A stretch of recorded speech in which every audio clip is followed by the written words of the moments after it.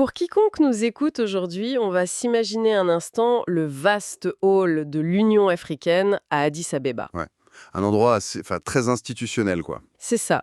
Habituellement, c'est un lieu où l'on discute de traités commerciaux, du tracé des frontières ou de missions de maintien de la paix. Des sujets très concrets, techniques, très politiques. Les dossiers classiques de la géopolitique, en fait. Exactement. Mais aujourd'hui, on a un ambassadeur qui arpente ces mêmes couloirs avec un mandat d'une toute autre nature.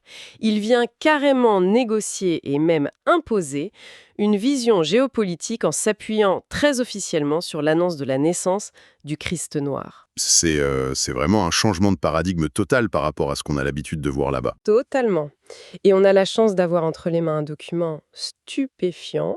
Il est daté d'il y a à peine 48 heures, le 13 mai 2026. Je rappelle pour l'auditoire qu'on est le 15 mai aujourd'hui. Ce qui veut dire qu'on est en plein dedans.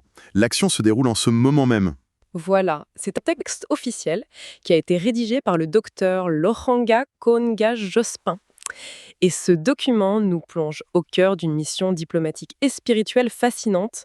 Notre mission aujourd'hui, c'est vraiment de comprendre la vision de l'Église kimbanguiste pour l'émancipation de l'Afrique. Et pour bien situer le cadre, pour ceux qui ne seraient pas forcément familiers avec cette institution, l'Église kimbanguiste, c'est pas juste un petit groupe. C'est un mouvement religieux et social majeur. C'est historique en RDC, n'est-ce pas? Ah oui, complètement. C'est né en République démocratique du Congo dans les années 1920, donc en pleine période de colonisation belge. C'est un mouvement qui a des racines extrêmement profondes dans la résistance à l'oppression coloniale et qui compte aujourd'hui des millions de fidèles. C'est énorme. Ouais. Et le texte qu'on analyse démontre comment, dans l'esprit de l'auteur, cette histoire spirituelle fusionne désormais totalement avec la diplomatie internationale africaine. Alors, juste avant de plonger là-dedans, il y a une règle de stricte neutralité que l'on doit établir dès le départ. C'est super important pour l'auditoire de l'avoir en tête. C'est clair. Parce que ce n'est pas un texte diplomatique tiède ou consensuel. Pas du tout. Le document contient des affirmations théologiques, historiques et politiques qui sont très très fortes. Et notre objectif, au cours de cette analyse, ce n'est ni de valider ni de réfuter ces points de vue. Tout à fait, on n'est pas là pour faire du fact-checking sur des questions de foi, de dogme ou de croyances religieuses. Exactement. Notre rôle, c'est de rapporter fidèlement et objectivement le contenu de ce document pour comprendre de l'intérieur la vision du monde qu'il propose. Et de voir comment ces idées sont utilisées aujourd'hui comme levier diplomatique. D'accord, décortiquons tout cela. Commençons par ce ballet diplomatique qui est actuellement en cours. Le texte explique que le docteur Lohanga Konga-Jospin agit en tant qu'ambassadeur itinérant. Et le détail qui tue, c'est qu'il n'est pas mandaté par un ministère classique. C'est ça. Il est mandaté par sa divinité, Papa Simon Kibangu Kiangani, qui est le chef spirituel de la communauté kimanguiste. Et le calendrier de cet ambassadeur, il est millimétré. Ah oui, c'est un vrai marathon. Il a entamé ses travaux hier, le 14 mai, à l'Union africaine, à Addis Abeba, et il y reste jusqu'au 18. Ensuite, il y a un mouvement assez inattendu. Du 19 au 21 mai, il s'envole pour la Russie. C'est pas la porte à côté. Non. Pour ensuite retourner clôturer ses travaux auprès de l'Union africaine. Ce trajet d'Addis Abeba à la Russie puis retour en Éthiopie, c'est vraiment emblématique de la stratégie diplomatique en cours. L'Union africaine, c'est le pôle institutionnel de l'Afrique. Ouais, le centre névralgique, quoi. Exact. Mais pour comprendre pourquoi il a ce poids international, il faut regarder un événement local super récent. Ce voyage international, il fait suite à une décision majeure en RDC. Ah oui, le 6 avril 2026, le président Félix Tshisekedi a officiellement élevé une Kamba au rang de ville sainte. Ce qui n'est pas un acte anodin du tout.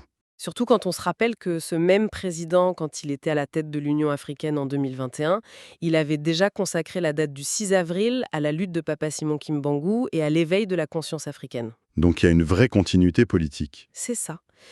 Pour donner une analogie à l'auditoire, c'est un peu comme si on assistait à l'émergence d'un véritable Vatican africain. On a un lieu, une Kamba, qui devient un centre de gravité avec ses propres ambassadeurs qui vont négocier avec des superpuissances. Ce qui est fascinant ici, c'est que le texte refuse catégoriquement l'idée de hasard. Pour l'auteur, ce n'est pas juste une série de coïncidences. Il y a un plan derrière tout ça. Oui, il pose un postulat très clair, la culture, la diplomatie et la spiritualité doivent évoluer de concert pour servir les intérêts communs. En gros, tu ne peux pas faire de la bonne diplomatie si tu la détaches de ta spiritualité. Alors, pour comprendre cette dynamique, il y a une date clé qui traverse tout le document, et c'est le 25 mai. Ah, le fameux 25 mai. Historiquement, sur le plan géopolitique, le 25 mai 1963, c'est la fondation de l'Organisation de l'Unité africaine, l'UA. Et le texte souligne bien que le président zaïrois de l'époque, Mobutu Sese Seko, y a participé. C'est le moment de l'émancipation politique institutionnelle du continent, quoi. Voilà. Et c'est là que ça devient vraiment intéressant, parce que le texte ajoute une couche purement théologique. Selon la communauté kimbanguiste, des années avant l'UA, le 25 mai 1916, il s'est passé autre chose. En pleine Première Guerre mondiale, oui. C'est la date de naissance du Christ noir lors de sa seconde venue sur la terre Congo. Ouais, incarné par Papa Djelongana Kyangi, Salomon, qui est le second fils de Simon Kimbangu. Et le récit est très précis. On parle d'une étoile qui aurait brillé au-dessus d'Onkamba à ce moment-là. Un vrai parallèle biblique, en fait. Mais il y a un autre détail, une affirmation frappante de la source qui implique directement le Vatican. Oui, le texte affirme que le pape Jean-Paul II aurait lui-même révélé que Jésus-Christ est noir et qu'il est né au nord de l'Angola.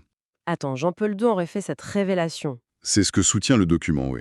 Et il précise que ce nord de l'Angola, la terre de Ntimansi, correspond géographiquement à la ville sainte d'Onkamba, dans la province actuelle du Congo central en RDC. C'est quand même dingue. Mais comment ce texte parvient-il à faire coïncider un événement diplomatique panafricain comme la naissance de l'UAE avec une incarnation spirituelle comme celle du Christ noir? Sur le papier, face à des diplomates aujourd'hui, ça passe comment? Eh bien, pour l'auteur du texte, ce n'est pas du tout incompatible. L'unité politique africaine et la vitalité spirituelle sont simplement les deux faces d'une même médaille. Donc le politique dépend du spirituel. Exactement. Il n'y a pas d'émancipation politique s'il n'y a pas eu cet événement spirituel avant. L'un fonde l'autre. Ce qui nous amène à repenser complètement l'histoire et les alliances internationales. Parce que si le texte lie la spiritualité à l'identité de cette manière, il remet frontalement en question tous les récits dominants du christianisme occidental. Ah oui, il s'oppose farouchement à l'image du, je cite, Jésus de Rome. Et spirituel de la chrétienté. C'est tout à fait ça. Et tu sais, ça met complètement en lumière le voyage du docteur Jospin en Russie. Ah, le fameux axe avec Moscou. Ouais, parce que le texte affirme que l'Église orthodoxe russe a évoqué à plusieurs reprises le secret entourant l'identité du Christ noir. Donc ils sont en opposition avec Rome, eux aussi. Exactement. L'orthodoxie russe est présentée comme un allié naturel face à l'hégémonie du catholicisme romain. D'accord. L'axe avec la Russie, vu sous l'angle de l'opposition à Rome, je le comprends. Mais la liste des alliés mentionnés dans la source est très spécifique. Le texte parle d'une dynamique convergente entre l'Égypte, l'Éthiopie, la Russie, la Chine, la Corée et le Congo. C'est une coalition assez hétéroclite au premier abord, c'est vrai. Bah oui, l'Égypte et l'Éthiopie, ça fait sens historiquement et bibliquement. Mais comment des nations d'Asie de l'Est, comme la Chine et la Corée, s'intègrent-elles dans cette dynamique spirituelle congolaise? En fait, si l'on relie cela au contexte global actuel, la source ne voit pas ça du tout comme une simple alliance religieuse. Ah, ce n'est pas basé sur la foi alors? Non, c'est une véritable union géopolitique. C'est un regroupement de nations qui cherchent à préserver leurs identités culturelles respectives face à l'altération imposée par l'Occident. Donc la Chine et la Corée sont vus comme des modèles de pays qui ont su résister à l'assimilation occidentale. Tout à fait. C'est l'idée de défendre son propre socle civilisationnel. C'est super intéressant. On constate donc que la source ne s'arrête pas à la théologie, elle exige une réécriture complète de l'histoire africaine pour réparer certaines injustices. Et le document liste des vérités historiques très précises à rétablir. Par exemple, Par exemple, il dénonce l'assimilation prétendument erronée des 12 clans du royaume Congo aux 12 tribus d'Israël. donc il veut vraiment séparer l'histoire africaine de l'histoire du Moyen-Orient, telle qu'on nous la raconte. Ouais, il s'attaque aussi aux frontières artificielles qui ont été imposées lors de la conférence de Berlin. Ces lignes tracées à la règle par les puissances coloniales, qui ont divisé des peuples entiers. C'est ça. Et il y a aussi un point très spécifique sur le patrimoine culturel. Le texte mentionne la détention d'une part significative des antiquités africaines dans les musées du Caire. Attends, les musées du Caire, ok. L'auteur considère l'Égypte antique comme faisant partie intégrante de la civilisation africaine originelle. Absolument. Et ces antiquités sont vues comme les témoins directs de cette civilisation que l'Afrique doit se réapproprier. C'est un chantier colossal. Et pour mener à bien cette reconquête, le texte introduit un concept assez intrigant, le chemin de la passion de Papa Simon Kimbangu. Oui, c'est décrit comme la matrice même du kimbanguisme.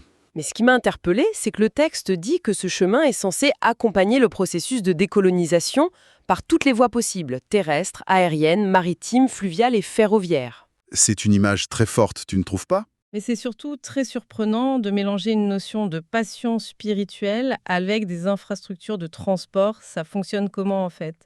En fait, c'est l'idée que la spiritualité kimbanguiste n'est pas juste un concept éthéré, enfermé dans une église.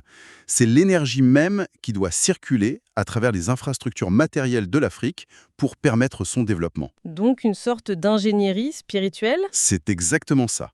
Le chemin de la passion irrigue concrètement les routes et les échanges du continent. Alors qu'est-ce que tout cela signifie? Au bout du compte, quel est l'appel à l'action du docteur Jospin dans ce texte? En résumé, c'est un appel à ce que les Africains se lèvent et réécrivent eux-mêmes leur histoire. Une prise de contrôle totale. Oui, mais avec une condition stricte. Opérer une transformation radicale de leur mentalité. Le texte affirme qu'aucun développement durable n'est possible sans se reconnecter d'abord à ce socle spirituel originel. Donc l'économie, la politique, tout ça vient en second plan. La base doit être spirituelle. C'est la condition sine qua non, selon lui. Eh bien, ça fait beaucoup de choses à intégrer. Quand on regarde la richesse de cette source, on a un simple communiqué diplomatique pour souhaiter une bonne fête du 25 mai, et ça se révèle être un manifeste complet. Ouais, un texte d'une densité incroyable. Ça mêle la diplomatie congolaise actuelle, la théologie kimbanguiste, une relecture ultra-critique de l'histoire coloniale, et même des alliances stratégiques surprenantes allant jusqu'à la Russie et l'Asie de l'Est. Ceci soulève une question importante pour clore notre réflexion et la laisser à l'auditoire.